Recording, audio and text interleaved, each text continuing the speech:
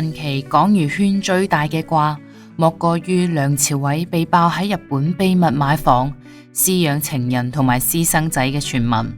消息一出，全網炸開。唔同於其他捕風捉影嘅八卦，今次網友們嘅態度出奇咁樣一致，認為可信度好高。畢竟從色戒裏面嘅假戲真做，到劉嘉玲刻入骨子裏面嘅潔癖，再到維持多年嘅女強男弱丁克婚姻，呢一場看似圓滿嘅30幾年情路，早已經裂痕累累。佢哋嘅婚姻真係早就撐唔落去啦嗎？要揭開呢一段婚姻嘅遮醜布，兜唔開兩個人從一開始就注定失衡嘅性格底色。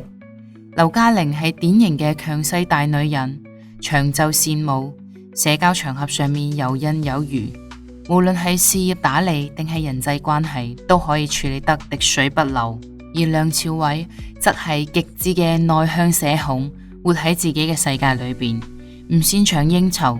甚至同朋友食飯都可以全程沉默發呆。呢一種女強男弱嘅模式，從兩個人相戀就已經成型，婚後更加係越發明顯。點解咁樣截然不同嘅兩個人，當初會衝破性格嘅壁壘走到一起？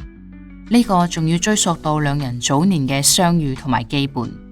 上個世紀80年代，梁朝偉憑借《鹿鼎記》等作品嶄露頭角。內向寡言嘅佢喺魚龍混雜嘅娛樂圈中，始終保持住疏離感，一門心思撲喺演戲上。而劉嘉玲剛從內地赴港發展，帶住一股敢闖敢拼嘅韌勁，憑住靈活嘅處事能力喺社交場合上面漸漸站穩腳跟。兩個人因為合作拍戲相識，劉嘉玲俾梁朝偉身上純粹嘅藝術氣質深深吸引。覺得佢不食人間煙火嘅樣喺娛樂圈格外珍貴，而梁朝偉則格外依賴劉嘉玲嘅幹練同埋果敢，佢可以幫佢應對唔擅長嘅應酬場合，幫佢擋咗圈入邊嘅是非紛爭，成為佢同外部世界之間嘅緩衝帶。彼時嘅佢哋係彼此眼中嘅互補型救贖。梁嘉玲需要梁朝偉嘅影帝口碑同埋藝術質感為自己增添底氣，令到事業發展更加有份量，而梁朝偉需要劉嘉玲嘅強勢同埋手腕為自己顧起保護殼，令到佢可以安心匿喺創作嘅小世界裏邊。更加難得嘅係，兩人曾經共患難。劉嘉玲遭遇驚魂事件嘅時候，梁朝偉始終不離不棄，默默咁陪伴佢走出陰影。呢一份經歷風雨嘅情誼，亦都成為咗佢哋婚姻初期最堅固嘅基石。但係邊個都估唔到，呢一份互補喺漫長嘅婚姻裏邊，漸漸變成咗難以逾越嘅鴻溝。首先係劉嘉玲近乎偏執嘅潔癖，呢個喺圈內早已經係公開嘅秘密。最經典嘅莫過於舒淇作客事件。某次舒淇到佢屋企打麻雀，中途借用咗衛生間，剛剛行出房門，劉嘉玲嘅面色就瞬間沉咗落嚟。佢不顧舒淇仲在場，當場打電話叫工作人員上門，直接敲掉咗衛生間嘅馬桶同埋浴缸，全部換新。事後佢直言：我冇辦法接受同埋任何人共用一個衛生間，哪怕係丈夫都唔得。咁樣一個連朋友用下馬桶都無法忍讓嘅人，點樣可能可以坦然接受丈夫喺電影裏面同其他女性有親密露骨嘅接觸？而李安執導嘅色戒，恰恰成為咗壓冧呢一段關係嘅第一根稻草。多年前呢一部電影上映嘅時候，梁朝偉同湯唯嘅大尺度對手戲驚掉咗無數人嘅下巴，假戲真做嘅傳聞更加係傳到有鼻有眼。彼時劉嘉玲喺公開嘅場合始終保持住大度嘅姿態，笑住回應：演員拍戲本來就應該投入，但係熟悉佢嘅人都清楚，呢一份從容嘅背後，嫌隙嘅種子早已經生根發芽。性格上面嘅鴻溝更加係令兩人嘅相處充滿摩擦。無奈之前，劉嘉玲喺一檔播客節目中坦言，自己曾經因為梁朝偉嘅社恐唔開心咗好多年。佢回憶到，每次同朋友聚會都想帶埋丈夫一齊，但係梁朝偉要麼直接拒絕，要麼勉強到場之後全程坐立不安，周身唔自在。佢試過強行改變佢，卻發現10幾年過去啦，梁朝偉依舊係嗰個唔愛講嘢，只係想獨處嘅人。呢一種精神上面嘅疏離，漸漸令到兩個人嘅婚姻失去咗溫度。隨住嫌隙加深，丁克呢個貫穿兩個人婚姻嘅關鍵詞，亦都逐漸變成咗爭議嘅焦點。外界一直默認唔要小朋友係劉嘉玲單方面嘅決定，畢竟佢事業心極強，常年活躍喺名利場，似乎好難停低腳步回歸家庭。但係有唔少網友猜測，梁朝偉其實並唔認同呢一個決定。佢出生於破碎嘅原生家庭，父親嗜酒家暴之後離家出走，由母親獨自撫養佢長大。咁樣嘅經歷令到佢對家庭有住隱秘嘅渴望，只係礙於劉嘉玲嘅強勢，先至不得不妥協。事實上，梁朝偉對家庭嘅渴望並非沒有蛛絲馬跡。早年佢曾經喺採訪當中被問及係咪想要小朋友，只係含糊咁樣回應：嘉玲有那麼一點點事，我已經咁擔心啦，仔女有事我點算？呢一句話睇似喺度表達緊擔憂，實則暴露咗佢內心嘅糾結。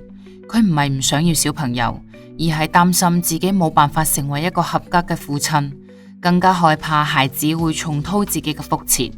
而劉嘉玲就唔同，佢曾經公開表示自己冇強烈嘅生育意願，更加享受當下自由嘅生活狀態。兩個人喺呢件事上嘅分歧，其實早已經埋下咗更深嘅隱患。矛盾嘅徹底爆發始於梁朝偉頻繁往返日本，並且被爆喺當地購置房產。近期有媒體拍到梁朝偉獨自現身東京街頭，戴住帽同口罩，着住樸素嘅休閒裝，完全沒有往日影帝嘅神采。更加有消息稱，佢喺日本某個僻靜嘅小區秘密購置咗一套豪宅，平日裏邊好少同人往來，身邊卻偶爾會出現一位神秘女性同埋一個年幼嘅孩子。而喺呢一則謠言發酵之前，面對定居日本嘅傳聞，梁朝偉就坦言自己已經好少接戲，未來可能會長期喺日本住。佢解釋話自己唔擅長同人打交道，而日本嘅語言障礙同埋注重邊界感嘅社會氛圍，可以令到佢徹底放鬆，唔使被逼社交。而呢一番澄清唔單止唔可以平息流言，反而令到更加多人起咗疑心。如果只係單純咁想獨處，點解非要喺日本買房？點解唔可以常年同劉嘉玲同住？再睇翻近期劉嘉玲喺社交平台晒出嘅照片，亦都隱隱透露住婚姻嘅裂痕。佢分享嘅大多數係自己同埋朋友嘅聚會、爬山、度假嘅動態，好少出現梁朝偉嘅身影。此外，面對私生仔同埋分居嘅傳聞，劉嘉玲嘅反應亦都耐人尋味。佢沒有好似以往咁樣強勢闢謠，只係喺俾記者追問嘅時候，淡淡咁講咗一句冷暖自知。此外，仲有網友扒出兩個人嘅結婚紀念日慶祝地點亦都發生咗變化。以往佢哋都會返到當年舉辦婚禮嘅不丹重溫浪漫，但係今年卻選擇咗喺奧地利嘅薩爾茲堡。有人猜測呢個係因為北海道嘅遊客太多，梁朝偉受唔到打擾。但係亦都有人認為呢個係兩個人關係惡化嘅信號，唔願意再回到充滿回憶嘅地方。無論真相如何，呢一段婚姻嘅裂痕已經越嚟越明顯，再亦都無法遮掩。